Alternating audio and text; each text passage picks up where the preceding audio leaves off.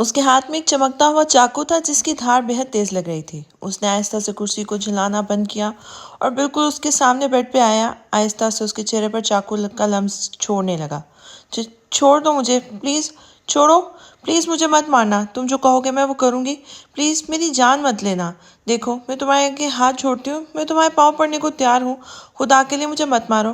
اپنی موت اپنے بہت قریب محسوس ہوتے ہوئے بری طرح روتے ہوئے اس کی منتیں کرنے لگی تھی، جس پر دوسری طرف سے کہکا بلند ہوا تھا، کیوں موت سے ڈر لگتا ہے تمہیں کہ کہیں مر نہ جاؤ؟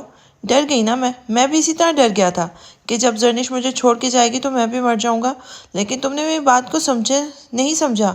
بار بار آ کر تم نے مجھے آ کر تنگ کیا، اور اگلے ہی لمحے اس کی نازک سی گردن کو اپنے مضبوط ہاتھوں کی گرفت میں لے چکا تھا۔ سنان نہیں، خدا کے لیے نہیں، وہ موت کے خوف سے بری طرح تڑپنے لگی تھی۔ کیوں نہیں؟ بولو کیوں نہیں؟ اگر تم مجھے مارنے کا انتظام کر سکتی ہو، اتنے سارے ثبوت اکٹھے کر سکتی ہو، تو تمہیں یہ بھی یاد رکھنا چاہیے نا کہ جب میرا نقصان ہوگا تو تمہارا بھی نقصان کروں گا۔ اس کی آنکھوں سے پٹی کھولتے ہوئے آنکھوں میں عجیب سا جنون لیے اسے دیکھ رہا تھا، جسے دیکھ کر مسکان کو خوف آنے لگا تھا۔ ہلکے میں لے رہی تھی تم سنان شاہ کو؟ مسکان ڈارلنگ، حق چاہیے تھا نا تمہیں، میری زرنش کا حق چاہیے۔ تم الزام لگاؤ گی مجھ پر؟ 23 سال سے ایک ایک پل اس کا انتظار کیا، اسے پاگلوں کی طرح چاہا، اور جب وہ میری ہو چکی تو تم بیچ میں آ گئی اسے مجھ سے چھینے کے لیے۔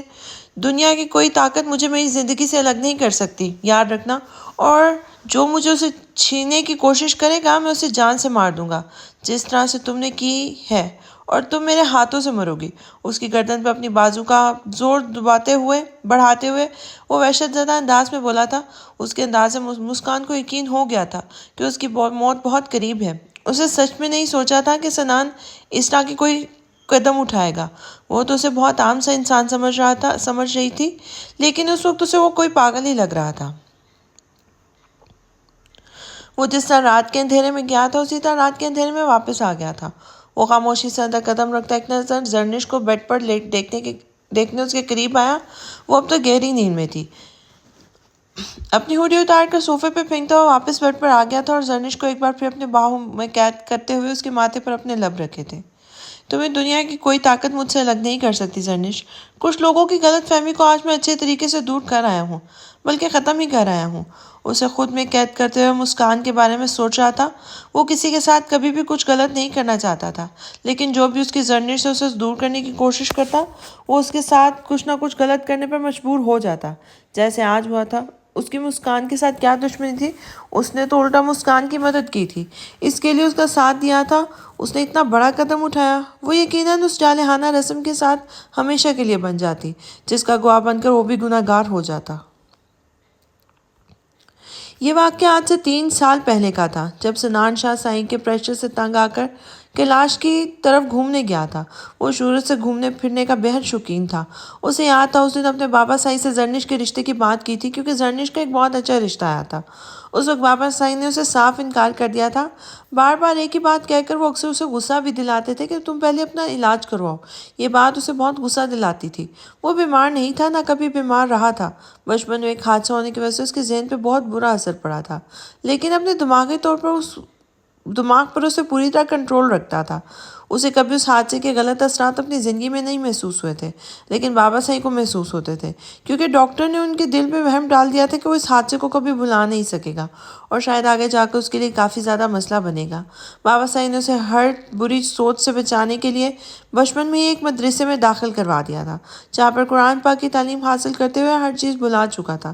جب 13 سال کی عمر میں وہ واپس آیا تھا تب سب کچھ نارمل تھا، لیکن نہ جانے کیوں بابا سائیں کا ڈر وہی کا وہی تھا۔ انہیں لگتا تھا کہ ان کا بیٹا ٹھیک نہیں ہے اور اسے علاج کی ضرورت ہے۔ بابا سائیں کی باتوں سے بچنے کے لیے وہ اکثر کہیں نہ کہیں گھومنے پھرنے چلے جاتا تھا، اور اس دن بھی وہ کیلاش کی طرف نکل گیا تھا۔ 3 دن ایک ہوٹل میں رہ کر اتفاق سے اس کے دوست ایک لڑکا عمر اس کا دوست بن گیا تھا، جو اسے زبردستی اپنے ساتھ گھر لے گیا تھا۔ ایک مسلم خاندان تھا جو اسے بہت زیادہ پسند آیا تھا۔ وہ لوگ اسے اپنے ساتھ اپنے گھر میں کچھ دن رہنے کا کہنے لگے۔ ان لوگوں کا خلوص دیکھ کر وہ بھی ان کے گھر میں رہنے کے لیے تیار ہو گیا تھا۔ اس 4 دن تک ان کی اچھی خاصی مہمان نوازی کرتے رہے۔ اسے بھی یہ سب کچھ بہت پسند آ رہا تھا۔ سب سے زیادہ جو چیز اسے پسند آئی تھی، اس خاندان کی عورتیں پردہ کرتی تھی۔ ان میں سے کوئی بھی عورت، یہاں تک کہ بزرگ بھی، اس کے سامنے نہیں آئی تھی۔ لیکن اچانک ایک رات ایک لڑکی اس کے کمرے میں داخل ہوئی تھی۔ وہ کون تھی؟ سنان کو بالکل اندازہ نہیں تھا، لیکن وہ اسے مدد مانگ رہی تھی، اس کے سامنے ہاتھ پیر جوڑ رہی تھی۔ اسے سمجھ نہیں آ رہا تھا کہ وہ لڑکی سے کیا کہنا چاہتی ہے۔ پوری طرح نیند کے زیر اثر ہونے کی وجہ سے اس کی بات کو کافی دیر تک سمجھنے کی کوشش کرتا رہا۔ یہ اس گھر کی چوتھی رات تھی۔ اسی کی آہٹ پر وہ جاگا تھا۔ رات کے 2 بجے کا وقت تھا۔ اس لڑکی کی باتیں اسے سمجھ نہیں آ رہی تھی، البتہ وہ لڑکی جو اسے بتا رہی تھی کہ تیزی سے گھر کے مرد اس کمرے میں داخل ہوئے اور اس لڑکی کو بد کردار کہنا شروع کر دیا۔ اسے سب کچھ بہت عجیب لگ رہا تھا۔ اس سے پہلے اس نے اس لڑکی کو کبھی نہیں دیکھا تھا جو اس کی وجہ سے بدنام ہو رہی تھی۔ وہ خود کو مسلمان کہنے والے لوگ اس لڑکی کا نکاح قرآن پاک سے کروا دینا چاہتے تھے، اور اگر وہ لڑکی ایسا کرنے پر تیار نہیں ہوتی تو اسے قتل کر دیتے۔ سنان کو ان لوگوں پر بہت غصہ آ رہا تھا کہ وہ انہیں پڑھے لکھے خاندان سے سمجھ رہا تھا اور کہاں یہ جارحانہ رسم ادا کی جا رہی تھی۔ وہ اپنی آنکھوں کے سامنے اتنا بڑا گناہ ہوتے نہیں دیکھ سکتا تھا۔ اسے صرف مسکان کی مدد کی خاطر اسے اپنے نکاح میں شامل کر لیا تھا۔ مسکان کے بارے میں وہ کچھ بھی نہیں جانتا تھا۔ اس رات وہ اسے کہہ رہی تھی وہ یہ تک نہیں جانتا تھا۔ اس نے اپنے گھر میں یہ بات کسی کو نہیں بتائی تھی۔ کافی بار اس کا دل چاہا کہ اس بارے میں دارم صاحب کو ہی کچھ نہ کچھ بتا دے، لیکن اس نے اپنے آپ میں اتنی ہمت نہیں پائی۔ سرنیش سے محبت کرتا تھا، آج سے نہیں بلکہ بچپن سے۔ وہ اس کی پہلی اور آخری محبت تھی جو اس نے کبھی کسی پہ ظاہر نہیں کی تھی سوائے اپنے اور بابا سائی کے۔ دارم سائی سرنیش کا بھائی تھا اور وہ اپنے فیوچر کو خطرے میں نہیں ڈال سکتا تھا۔ اس نے مسکان کا نام کبھی کسی کے سامنے نہیں لیا تھا۔ 2 ماہ تک وہ اسے اپنے فلیٹ میں چھپا کر رکھتا تھا، جبکہ بابا سائیں بھی ابھی بھی اس بات پہ قائم تھے کہ اگر اسے زرنے سے شادی کرنی ہے تو اسے اپنا علاج کروانا پڑے گا، اور وہ یہ نہیں چاہتے تھے کہ بات کبھی بھی کسی کو پتہ چلے۔ اس لیے تعلیم کا نام دے کر اسے امریکہ بھیج دیا تھا، جہاں اس نے مسکان کو ساتھ لے جانے کا فیصلہ کیا تھا۔ مسکان کے ساتھ اس کا کوئی تعلق نہیں تھا، بس اس نے کہا تھا کہ وہ اپنی تعلیم مکمل کرنا چاہتی ہے۔ وہ اسے اپنے ساتھ امریکہ لے گیا تھا۔ امریکہ میں بھی وہ ایک ہاسٹل میں رہتی تھی۔ اس کے ساتھ مسکان کی ملاقات مہینہ تو ہوتی ہی نہیں تھی، اور مسکان نے بھی کبھی کسی طرح کی ناجائز ڈیمانڈ نہیں کی تھی۔ وہ ایک اچھے دوست کی طرح اس کی مدد کر رہا تھا۔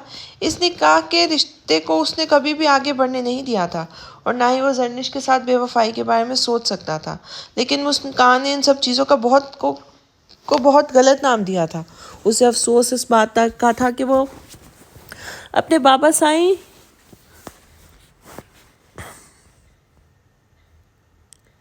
سے ناراض ہو کر کیلاش ہی کیوں گیا تھا، جہاں سے سب کچھ ہوا۔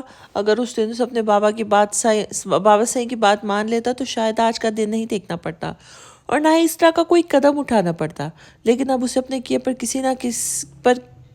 کسی طرح کا کوئی افسوس نہیں تھا جو اسے اس کی زرنش سے الگ کرنے کی کوشش کرے۔ اس کے ساتھ چاہ کر بھی اچھا نہیں کر سکتا تھا۔ مسکان کا قصہ آج تمام ہوا تھا۔ اسے یقین تھا کہ آئندہ آنے والی زندگی میں مسکان نامی مصیبت سے اسے دوبارہ نہیں ملنا پڑے گا۔ اماں سائیں دیکھے تو صحیح میرے ہاتھ کتنے چپچپے ہو گئے ہیں۔ مجھ سے نہیں کاٹی جاتی بھنڈیاں، اور یہ ساحر سائی کو پسند بھی نہیں ہے۔ ان کو میرے ہاتھ کے کریلے پسند ہیں۔ صبح فرمائش کر کے گئے تھے تو صرف کریلے کاٹو گی؟ اور ویسے بھی ساحر سائی کو بھنڈی نہیں کھانی، اس لیے میں کریلے بنانے لگی ہوں۔ نہیں، آج وہ کریلے نہیں کھائیں گے۔ کتنے دن سے تم ایک دن چھوڑ کے اس کے لیے کریلے بنا رہی ہو۔ آج میں کچھ اور بناؤں گی۔ پہلے تو پلاؤ بھی خوش ہو کر کھا لیتا تھا، لیکن اچانک کیا ہوا ہے؟ روز کریلوں کی فرمائش کرتا ہے۔ وہ خود بھی حیران تھی، کیونکہ انہیں میرے ہاتھ کے کریلے بہت زیادہ پسند ہیں نا، زاوش نے شرماتے ہوئے کہا تو ثنا کی ہنسی نکل گئی تھی۔ ہاں، جانتی ہو تم اتنی بڑی ماسٹر شیف، ادا سائیں کو کسی کے ہاتھ کا کھانا اتنی آسانی سے پسند نہیں آتا۔ تم کیسا بناتی ہو سب جانتے ہیں، کم از کم تمہارے ہاتھ کا کھانا تو انہیں پسند آنے سے رہا۔ ثنا نے اسے حقیقت کا آئینہ دکھایا تو وہ اسے گھور کر رہ گئی تھی، پھر نظر انداز کرتی اماں سائیں کی جانب موڑی تھی۔ لیکن آج تو شاید اماں سائیں نے بھی اسے حقیقت کا آئینہ دکھانے کی ٹھان رکھی تھی، اس لیے دیکھتے ہوئے بولی، پسند نہیں بیٹا سائیں، پسند تھے۔ تمہاری اتنی اچھی کوکنگ کی وجہ سے بیچارہ کریلے چھوڑنے کے بارے میں سوچ رہا ہے۔ مجال ہے جو ایک کام ڈھنگ سے کر لو لڑکی۔ میں نے تمہیں کہا تھا اچھے سے اچھے کھانے بنانے سیکھو، اور تم نے کیا کیا؟ کبھی نمک تیز کر دیتی ہو، کبھی مرچ تیز کر دیتی ہو۔ اس طرح شوہر کے دل پہ اپنے لیے جگہ بناؤ گی؟ اماں سائیں کا تو بس نہیں چل رہا تھا کہ اسے 2-3 لگا بھی دیتی۔ اف اماں سائیں، نمک مرچ کا فرق رہتا ہے، اس کا مطلب یہ تھوڑی ہے کہ آپ میری کوکنگ پر ہی سوال اٹھائیں۔ माशाल्लाह से आज मैं बहुत अच्छा खाना बनाने लगी हूँ। मुझे तो खुद अपना खाना इतना पसंद है, न जाने साहिर सही कहाँ से मेरी गलतियाँ निकाल लेते हैं। खैर, कुछ लोग होते हैं ऐसे ही गलत, हर चीज़ में गलतियाँ निकाल के ख़ुद को परफेक्ट साबित करने की कोशिश करते हैं। लेकिन मैं बहुत अच्छा खाना बनाती हूँ और मैं खुद इस बात की गवाह हूँ। वो अपने सीने पर उंगली रखते हुए उन्हें तफसील से बता रही थी, जबकि उसके पीछे खड़ा साहिर उसकी सारी बातें सुन रहा था। जबकि अम्मा से सना दबी दबी हंसी हंस रही थी। अच्छा, तुम मेरे लिए जो खाना बनाती हो तुम खुद भी खाती हो? अपने पीछे अचानक साहिर साई की आवाज़ पर वो उछल कर उसकी जानिब मुड़ी थी। ये इस वक्त कहाँ से आ गए? उसे देखते हुए उसने बड़ी मुश्किल से अपना थूक निकला था। मैंने पूछा, जो खाना तुम मुझे देती हो क्या पहले खुद खाती हो? उसे घूरते हुए उससे फिर से सवाल किया तो जाविश ने बड़ी दिलेरी से हाँ में हाँ मिलाई थी, सर हिलाया था। अम्मा साईं इन्हें देखते हुए मुस्कुराकर बाहर निकल गई थी। उनका किचन में तकरीबन काम ख़त्म हो चुका था, जबकि उसे समझ नहीं आ रहा था वो दिन के इस वक्त यहाँ पर क्या कर रहा है। उसकी गर्दन हिलाने पर उसने हैरत से सर में हाँ में हिलाया था। ये तो बहुत अच्छी बात है कि तुम वही खाती हो जो मैं खाता हूँ। रात को तुमने बहुत मज़ेदार करेले बनाए थे, बहुत पसंद आए थे मुझे। तुमने भी खाए होंगे यकीनन, वो उसे घूरते हुए बोला तो उसने ज़ोर से हाँ में सर हिलाया था। झूठी कहीं की, कब खाए थे? तुमने रात को बिरयानी ठूसी थी। तुमने ही कहा था कि साहिरदा को बिरयानी पसंद नहीं है इसलिए वो करेले खाने का कहकर गया है। बल्कि तुमसे फरमाइश की है कि तुम करेले बनाओ क्योंकि साहिर साई को करेले बहुत पसंद है। मैंने तो आगे से कहा भी कि इतने भी नहीं पसंद कि वो रोज़ रोज़ खा सकें, वो भी तुम्हारे हाथों के करेले। तोबा तोबा। सना उसके पास ही खड़ी थी। साहिर को इससे सवाल जवाब करते देखकर वो किसी मुसीबत के रूप में सामने आई थी। काफ़ी दिन हो गए थे उसने साहिर के लिए अलग से खाना बनाना शुरू किया था, क्योंकि अम्मा साई रोज़ उसे किसी न किसी चीज़ की ट्रेनिंग देती थी, वो भी सर पे खड़े होकर, जिससे वो रात साहिर साई पर आजमाती थी। ये सिलसिला तकरीबन 1 महीने से चल रहा था। वो हर रोज़ उसके लिए अलग खाना बना रही थी। कभी कभार वो जल्दी घर वापस आ जाता तो उसे अच्छा खाना नसीब हो जाता, वरना अपनी मनकुहा के हाथ के जौहर वो अच्छे से चख चुका था। रात खाना जो तुमने बनाया था, मतलब मेरे फेवरेट करेले, वो हैं या ख़त्म हो गए? वो उसे घूरते हुए बोला था। है ना, आप क्यों पूछ रहे हैं? इससे पहले कि वो जवाब देती, सना ने बीच में टांग अड़ाई थी, जिस पर उसने घूर कर सना को देखा था, जो इस वक्त उसके लिए खुद मुसीबत का सामान तैयार कर रही थी। गरम गरम मैं और मेरी मनकुहा दोनों मिल के खाएंगे। सना को जवाब देते हुए उसे एक बार फिर से जाविश को घूर कर देखा था, जबकि वो नजरें ज़मीन पर झुकाए हुए अचानक से देखते हुए बोली थी, मैंने खाना खा लिया है। उसके चेहरे की मासूमियत ने एक पल के लिए साहिर साई का दिल बेतरतीब किया था। झूठी, कितनी झूठी हो तुम तो ताई अम्मी साई के सामने ही तो कह रही थी कि मैं थोड़ी देर के बाद खाना खाऊंगी जब ये पुलाव बन जाएगा। और पता है अदा साई, आपके लिए आपके मोस्ट फेवरेट करेले आज फिर से बनाने वाली थी। न जाने अम्मा साई को कैसे ख्याल आ गया। वो कहती हैं कि रोज़ बेचारा एक ही चीज़ कैसे खाएगा, इसलिए कुछ और बना लेती हूँ अगर इसको पुलाव पसंद नहीं है। लेकिन उसने कहा आपके लिए आपके मोस्ट फेवरेट करेले बनाएगी, क्योंकि कल आपने इतने मज़े लेके खाए हैं कि दोबारा फरमाइश कर गए हैं। लेकिन अम्मा साई ने भी कहा कि आज नहीं, वो आपके लिए कुछ और बनाएंगी। सना न जाने कौन से जन्मों के बदले निकाल रही थी। साहिर के सामने खड़ी वो बेहद मासूमियत से बोले जा रही थी, जबकि जाविश में इतनी हिम्मत भी नहीं थी कि वो नज़रें उठाकर उसकी तरफ देख पाती।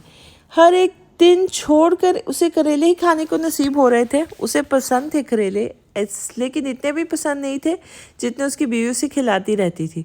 और अब तो पसंद भी नहीं रहे थे, क्योंकि जाविश मैडम ने अपने हाथों के जो जौहर दिखाए थे, अब शायद ही उससे कभी करेले खाने की फरमाइश करता। तुम ये सारी बातें बंद करो, जो मैंने कहा है वो करो। जो रात वाले करेले हैं गरम करके लाओ, मैं और मेरी मनकुहा वही खाएंगे। खाओगी ना तुम मेरे साथ करेले? उसका हाथ अपने हाथ में कैद करता हुआ उसे कुर्सी पर बिठा चुका था। अदा सही, आप रात वाला खाना क्यों खाएंगे? मैं और बना देती हूँ ना। सना ने फ़ौरन से उसे ऑफ़र की थी। नहीं, हरगिज़ नहीं सना, कल रात जो खाया था वही खाऊंगा। क्या है ना, मेरी बीवी ने बहुत अच्छे बनाए थे। उसके हुक्म पर सना ने फ़ौरन करेले गरम किए थे और उनके सामने टेबल पर रखे थे। अच्छा, आप लोग खाएं, मैं मुलाजिम को कहा था कुछ सामान लाने का, देखती हूँ लेकर आया या नहीं। सना उनके सामने खाना रखकर बाहर निकल गई थी। खाना शुरू करो, जाविश को हुक्म दिया था اس نے ایک نگاہ اس کی طرف دیکھا تھا اور پھر کریلوں سے بھری ہوئی پلیٹ کی طرف۔ آج پلاؤ کا انتظار اسے مہنگا پڑا تھا۔ اپنی پلیٹ پر قریب کھسکتے ہوئے اس نے ایک نوالا لیا تو مانو آسمان زمین اپنے سامنے گھومتے ہوئے محسوس ہوئے تھے۔ نمک تو تیز تھا ہی، لیکن مرچی بھی پورا ٹرک بھر کے اس میں تھی۔ مسالے تو کیا ہی تیز تھے اور کریلے بھی اتنے کڑوے کہ حد نہیں۔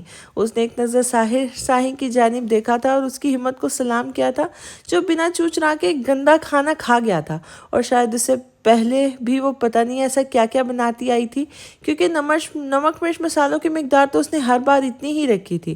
اس کی آنکھوں میں آنسو آ چکے تھے۔ پہلا نوالا ہی اس کے گلے میں پھنس گیا تھا۔ یہ گلے سے نکلنا ناممکن ہو چکا تھا۔ کھانسی کا ایسا دور شروع ہوا کہ رکنے کا نام ہی نہیں لے رہا تھا۔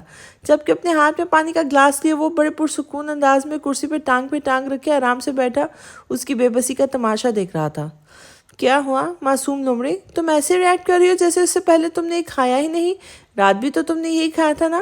کیوں؟ صحیح کہہ رہا ہوں نا میں، اسے گھورتے ہوئے بولا تو گلے پہ ہاتھ رکھتے ہوئے وہ نام میں سر ہلانے لگی تھی، جبکہ مسلسل آنسو آنکھوں سے بہہ رہے تھے۔ وہ پانی کے لیے ہاتھ اس کی طرف بڑھانے لگی تھی۔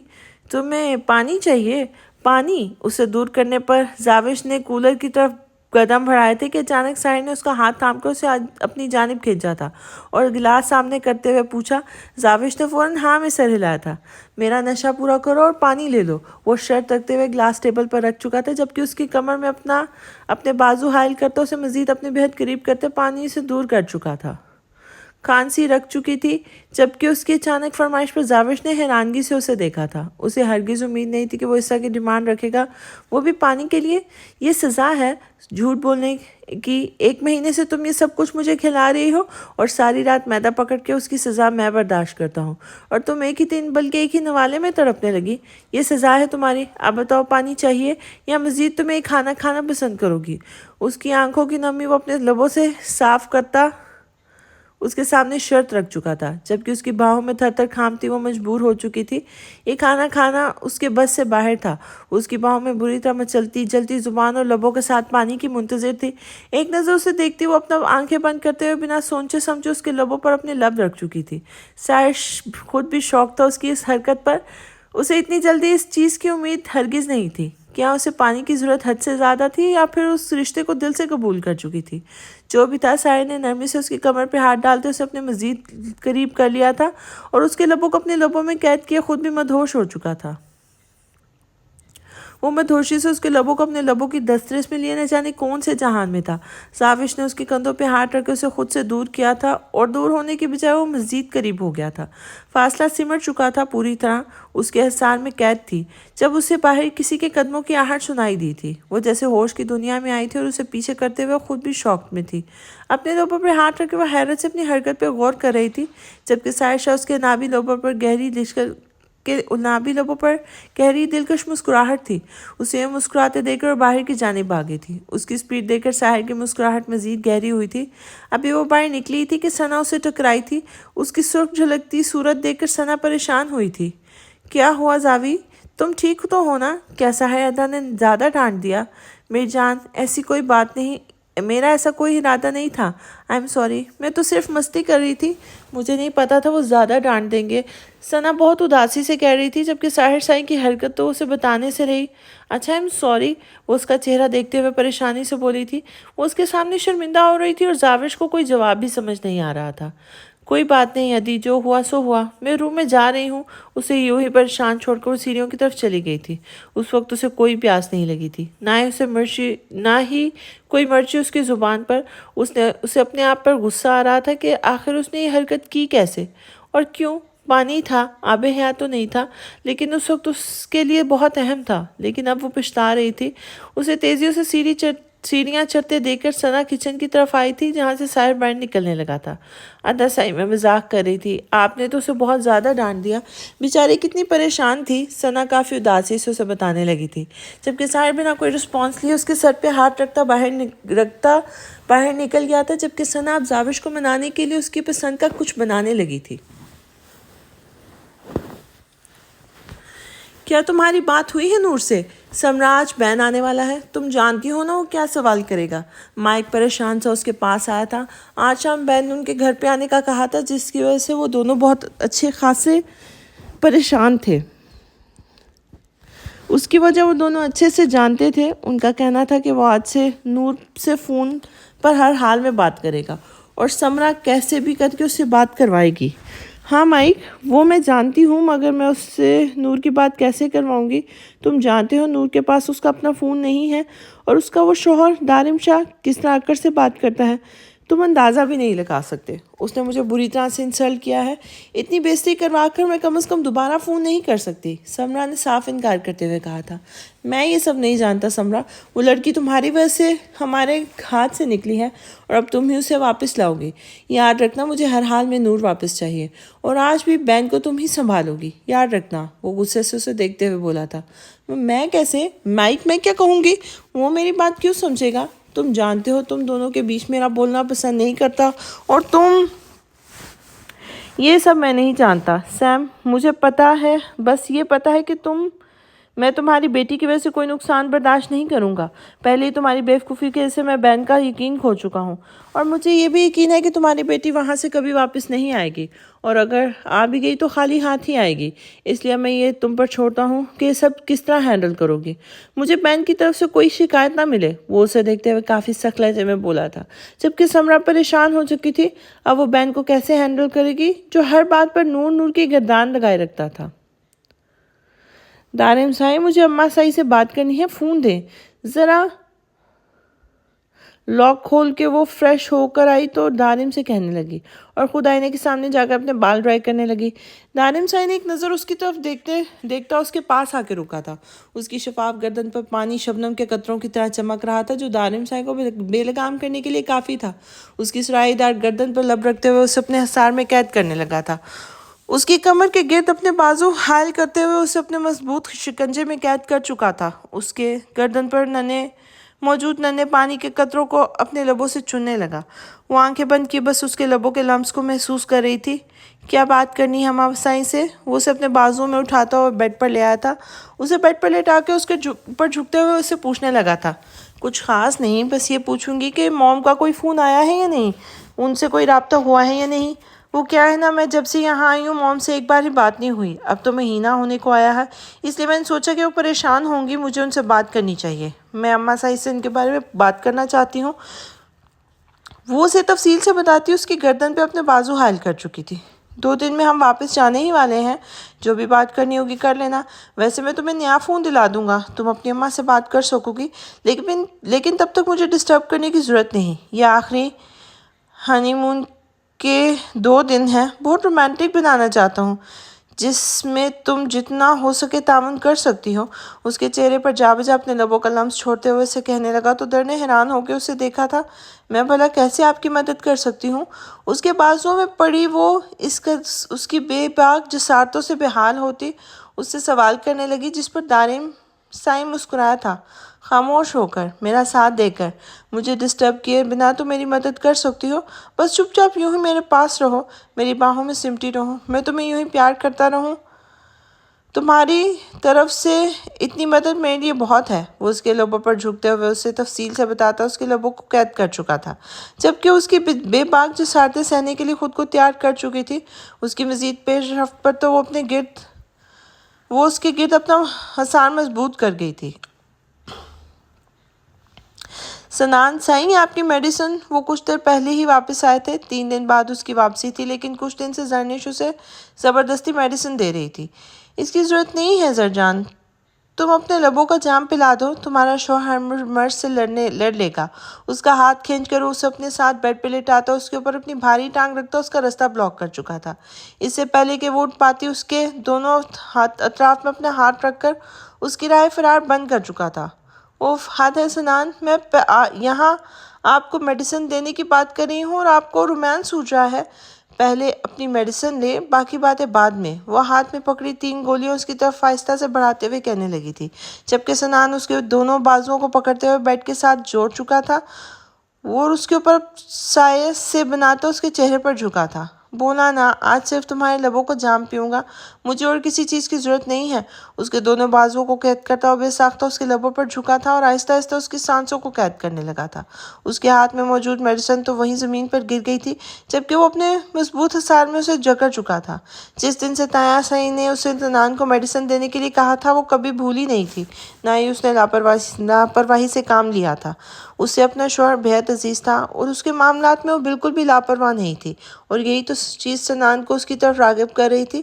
سنان شاہ اپنا سب کچھ اس کے سامنے ہار جاتا جیسے اب ہار گیا تھا۔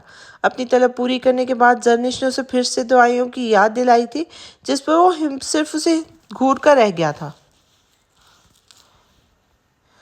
بین، آؤ نا اندر، تم وہاں کیا کر رہے ہو؟ سمرا اسے شیشے کے دروازے سے گھر کے اندر داخل ہوتے دیکھ چکی تھی۔ وہ تیزی سے باہر آئی اور بین کو ویلکم کرنے لگی۔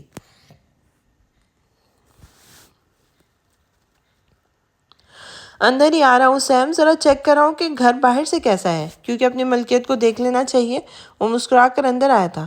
تمہاری ملکیت اور یہ گھر؟ اسے حیرت کا جھٹکا لگا تھا۔ ہاں بالکل، کیا تم نہیں جانتی اس بارے میں؟ خیر اٹس اوکے، میں ہوں نا، اندر چل کے میں تمہیں تفصیل سے بتاتا ہوں۔ وہ اسے اندر کی جانب آنے کا کہتا خود اندر داخل ہوا تھا۔ کیا مائک نے یہ تمہارے نام کر دیا ہے؟ وہ کافی پریشانی سے اس کے پیچھے آتے ہوئے اسے سوال کرنے لگی تھی۔ تمہیں کس بیوقوف نے کہا کہ یہ گھر پہلے کبھی مائک کے نام تھا؟ یہ گھر ہمیشہ سے میرا ہی ہے اور یہ ہمیشہ میرے ہی نام رہے گا۔ یہ گھر کافی سال پہلے میرے فادر نے مائک کو رہنے کے لیے دیا تھا کیونکہ اس کے پاس کوئی ٹھکانہ نہیں تھا۔ تم بھی اس کے ساتھ رہتی تھی تو میرے فادر کو اس پر اور اس کی گرل فرینڈ پر ترس آ گیا، اس لیے انہوں نے بیک میں تم دونوں کو دے دیا۔ لیکن مجھے نہیں پتا تھا کہ مائک اس گھر کا مالک بنا ہوا ہے۔ مجھے خوشی ہوئی تمہاری غلط فہمی کو دور کر کے۔ اب مجھے بتاؤ نور، میری بات تم میری بات کیسے کرواؤ گے؟ میں آج نور سے بات کر کے ہی جاؤں گا، ورنہ ہرگز نہیں۔ اس لیے جلدی جلدی مجھے نور سے بات کرواؤ۔ اور اسے دیکھتے ہوئے سامنے صوفے پہ جا بیٹھا تھا۔ ہاں بہن، ایسا ممکن ہوتا تو میں ضرور تمہاری اس سے بات کرواتی، لیکن اس وقت ایسا محسوس نہیں ہوتا کیونکہ اس کا ظالم شوہر اس وقت گھر پہ موجود ہوگا اور پہلے دن ہی میری بیٹی پر ظلم و ستم کرتا ہے۔ کیا تم چاہتے ہو کہ مزید اس کے ظلم و ستم کا نشانہ بنے؟ میری بیٹی وہاں پہ بہت مشکل سے دن رات اس پر ظلم ہو رہے ہیں اور میں یہاں بے بسی اپنی بیٹی کے لیے کچھ کر بھی نہیں پا رہی۔ تمہاری فون کال اس کے لیے مسئلہ بن سکتی ہے، اور اب تمہیں توڑنے کے بعد اب تو نور کے پاس اس کا فون نمبر بھی نہیں ہے۔ تعلیم شاہ نے اسے اس کا فون تک چھین لیا ہے۔ مجھے اس طرح سے مت دیکھو، میں سچ کہہ رہی ہوں۔ تعلیم شاہ نے اس کا موبائل چھین لیا ہے، لیکن پھر بھی کہہ رہی تھی کہ وہ تم سے بات کرنا چاہتی ہے کسی بھی طرح۔ آج نہیں تو کل وہ کسی بھی طرح مجھ سے رابطہ کرے گی اور پھر میں اسے بات کرواؤں گی۔ کب اور کیسے اس کے ساتھ بات ہو سکتی ہے؟ وہ اسے دیکھتے ہوئے اپنے جھوٹے آنسو صاف کرنے لگی۔ وہ صرف اس کے سامنے بہانہ کر رہی تھی۔ مجھے سمجھ نہیں آتا سمرا کہ تم اس شخص پر کیس کیوں نہیں کر رہی؟ یہ لیگل نہیں ہے، کوئی بھی اپنی بیوی کو اس طرح نہیں مار سکتا۔ وہ آدمی نور کو اتنا زیادہ ٹارچر کر رہا ہے، تم یہاں پہ کیسے آرام سے بیٹھی ہو؟ مجھے سمجھ نہیں آتا تم کوئی ایکشن کیوں نہیں لے رہی اس شخص کے خلاف؟ وہ تقریباً چلاتے ہوئے اسے پوچھنے لگا تھا۔ کیونکہ میں نہیں لے سکتی بہن، میں کچھ نہیں کر سکتی۔ پاکستان کے قانون ہمارے قانون سے الگ ہیں، وہاں یہ سب کچھ عام سی بات ہے۔ وہ لوگ اپنے گھر کی لڑکیوں کو گھر سے باہر نہیں نکلنے دیتے۔ میں کوئی ایسا ایکشن لے سکوں گا؟ کیا میں کوئی ایکشن لے سکوں گا؟ وہ انہیں اتنا زیادہ ڈرا دھمکا کے رکھتے ہیں کہ وہ خود بھی ان کے خلاف کچھ بھی نہیں کر سکتی۔ اس نے مزید آنسو بہاتے ہوئے اسے بتایا تھا اس کا چلنا اس کے گھر کی گواہی تھا۔ وہ اس کی بات پر ممکن یقین کر چکا تھا۔